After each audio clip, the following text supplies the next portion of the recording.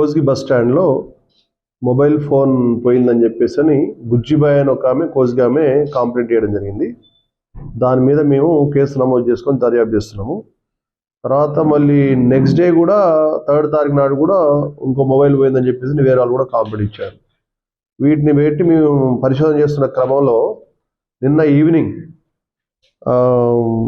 ఎల్లప్ప అని ఒక అతను, అరవింద్ అని, వీళ్ళిద్దరు కూడా తమ ఆటోలో వచ్చి సస్పిషియస్ సర్కమ్స్టాన్స్లో అక్కడ బస్ స్టాండ్ ఉండే వాళ్ళని విచారించి చేస్తే ఈ మొబైల్ ఫోన్లు రికవర్ అయినాయి. మా క్రైమ్ పార్టీని దొంగతనాలు అవుతున్నాయని చెప్పేసి అక్కడ బస్ స్టాండ్లో పెట్టడం జరిగింది.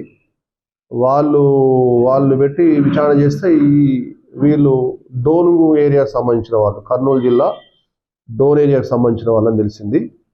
వీళ్ళని మేము విచారణ చేస్తే నిన్న సాయంత్రం బస్ స్టాండ్ పట్టుకోవడం జరిగింది. వీళ్ళు విచారణ చేస్తే వీళ్ళ దగ్గర మనకు మా కేసులో కోస్గి పోలీస్ స్టేషన్ సంబంధించిన కేసు కాకుండా 2 మొబైల్ ఫోన్లు కాకుండా అండ్ షాద్నగర్ సంబంధించింది ఒకటి, తర్వాత మొత్తం 10 మొబైల్ ఫోన్లు వీళ్ళ దగ్గర ట్రేస్ అవుట్ చేయడం జరిగింది.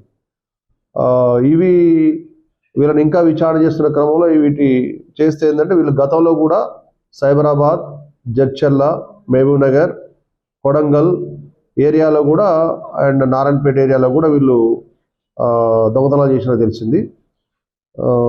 ప్రస్తుతానికి ఇప్పుడు మనం సీజ్ చేసిన మొబైల్ ఫోన్ల విలువ ఆల్మోస్ట్ 2,50,000 ఉంటుంది. ఆల్మోస్ట్ కాస్ట్లీ ఫోన్స్ అన్నీ.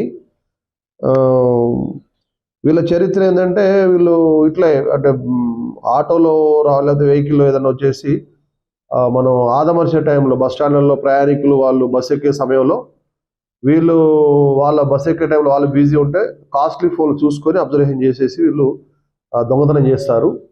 వాళ్ళు నిన్న పట్టుకోవడం జరిగింది. వీళ్ళని ఈరోజు రిమాండ్ తరలించడం జరుగుతుంది. ఇట్టి పనిని అంటే ఇట్టి కేసును ఛేదించడంలో మా ఎస్పీ గారి సూచనలు వీటి మేరకు అండ్ మా inspector Dassunayak and SI Kosgi Venkataramana వాళ్ళ ఆధ్వర్యంలో జవాన్లు రాఘవేందర్ రెడ్డి అండ్ నరసింహులు ఈ క్రైమ్ పార్టీ వీళ్ళు చేశారు. వాళ్ళకు కూడా త్వరలో రివార్డ్ ఇవ్వడం జరుగుతుంది.